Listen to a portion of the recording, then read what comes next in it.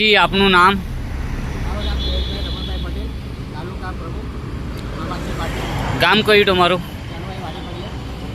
જે તમારી જે સમસ્યા છે શું સમસ્યા જણાવો. મારી એ સમસ્યા છે કે અગાઉ બી આ રસ્તા જે હાઈવે પર છે આ નાડું જલારામ દ્વાર પાણી લાગે છે એ અગાઉ બી આપેલું હતું, પણ જ્યારે કામ થયું તો તે પેલા નાળાનું થયું, જે આ મેન નાળાનું તો કામ થવું જોઈએ તે નથી થયું. કેમ કે હજી જે અમીની સાઈડ પર જે સારી સ્કૂલમાં આપણા વિદ્યાર્થીઓ થાય ત્યાં તમે જોઈ શકો છો કે કેટલું ગંદુ પાણી છે. દર્શક મિત્રો તમે જોઈ શકો છો આ તમે જોઈ શકો છો કે આમાં એકદમ બધા ગોળ બેસે છે અને એકદમ ખાંડ ને બધું પડેલું હોય ને એમાં પછી આ પાણી એટલે એટલું ગંદુ થાય છે કે છોકરા લોકો અમારી ચાલીને જઈ નહીં શકે એવી હાલત છે.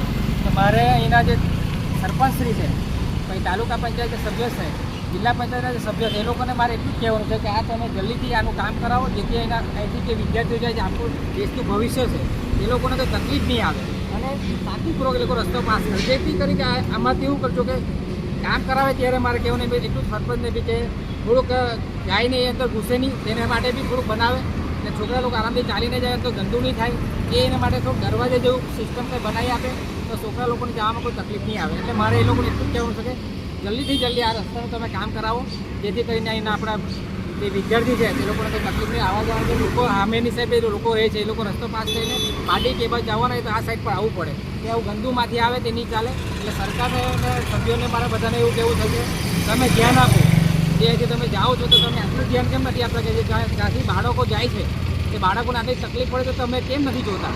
એટલે મારે એટલું જ કહેવું છે કે આમાં આવા ગંદા પાણીમાં મચ્છરો પાકે છે, બધી રીતની બીમારી અહીંથી ઊભી થાય છે. તો તમે મારે કહેવાનું કે જલ્દીથી જલ્દી આ કામ કરાવે અને જલ્દીથી રાહત મળે એવું કામ કરો અને બાળકોનું સ્વાસ્થ્ય જળવાઈ રહે. અને નજીકમાં સ્કૂલ આવેલી છે ને આપણી નજીકમાં બધા ઘર પણ છે, જેથી બધાને કોઈ રોગચાળો નહીં ફાટે એ માટે જરાક જલ્દીથી આ કામ પૂરું કરાવો એ અમારી વિનંતી છે. અસ્તુ.